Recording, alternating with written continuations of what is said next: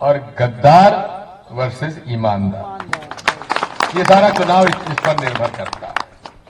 एक दूसरा, ये चुनाव 2018 की तुलना 2023 से की जाए। 2018 में कमलनाथ जी को 5 महीने मिले थे चुनाव लड़वाने के लिए। संगठन भी तैयार नहीं था जितना होना चाहिए, और नहीं थे महाराज भाजपा, शिवराज भाजपा और नाराज भाजपा, तब एक भाजपा थी। अब 2023 में कमलनाथ जी को 5 साल मिले संगठन तैयार करने के लिए। उन्होंने सेक्टर, मंडल, बीएलए वगैरह सब बना लिए। तैयारी हमारी पहले से ज्यादा है कि नहीं है आज, मानते हो ना? और शिवराज के खिलाफ भी उतनी नाराजगी 18 में नहीं थी जो आज है, और भाजपा भी इतनी बटी हुई नहीं थी जो आज है। यहां का उम्मीदवार महाराज भाजपा का है,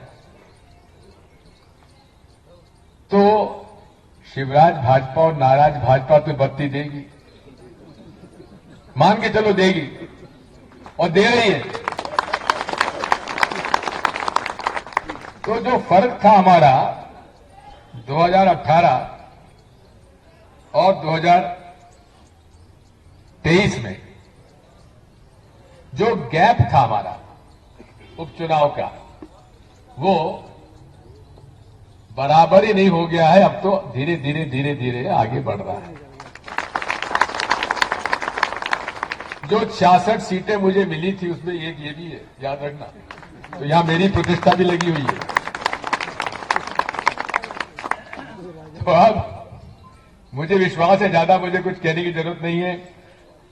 ग्वालियर शहर और इंटक का इलाका, ये लड़ाई मजदूर और मालिक के खिलाफ,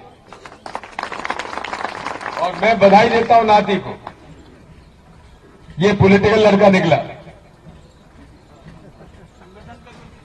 ये यानी क्या पॉलिटिकल माना ना, क्योंकि भारतीय जनता पार्टी ने जितना नुकसान मजदूरों का किया कोई दूसरा संगठन कर नहीं सकता था। यहां तक कि भारतीय मजदूर संघ भी नाराज है भाजपा से, सही पूछो तो। और मुझे वो चेहरे नहीं दिख रहे जो टिकट मांग रहे थे यहां से, कहां है वो? ये तुम्हारी वफादारी है कांग्रेस के प्रति, शर्म आ रही थी तुमको? वो सारे लोग टिकट मांग रहे थे, कहां गए वो लोग? ऐसे कांग्रेस से उन्हें बर्दाश्त नहीं कर सकता। वो सारे लोग जो टिकट मांग रहे थे यार, नहीं सुन लो, सुनो तो बोलो, बैठ जाओ, बैठ जाओ, बैठ जाओ।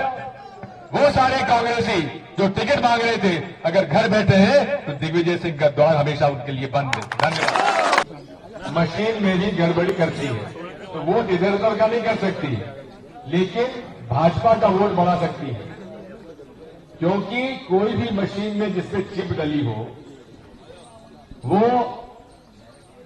मशीन चलाने वाले का आदेश नहीं मानेगी, वो मानेगी उसके अंदर जो सॉफ्टवेयर डला हुआ, और सॉफ्टवेयर डला हुआ है उसकी जानकारी केवल इलेक्शन कमीशन को है और किसी को नहीं है देश में, जो अपने आप में हमारा शक जो है ईवीएम के प्रति साबित करता है।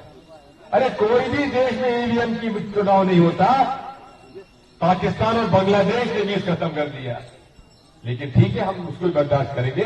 लेकिन आप एक बात याद रखिए, वोटर लिस्ट की गड़बड़ी तो हमने बहुत कुछ चेक कर ली, अब चुनाव के दिन इसको चेक करने का एक ही तरीका है, ये वोट कांग्रेस का भाजपा में कन्वर्ट नहीं कर सकता, भाजपा का कांग्रेस में नहीं कर सकता, वो नहीं कर सकता, लेकिन वोट बढ़ा सकता है।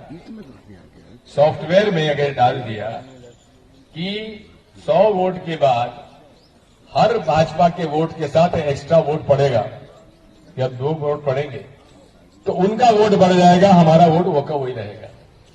इसलिए 17C फॉर्म होता है, उस दिन दिया जाता है प्रिसाइडिंग ऑफिसर को। 17 जिस दिन वोटिंग खत्म होगी उस दिन शाम को 17C फॉर्म होता है, जिसमें रजिस्टर पे दस्तखत करते हो ना, उसकी संख्या रहती है वोटर की, और मशीन पे जो वोटर की संख्या आती है, दोनों समान होना चाहिए।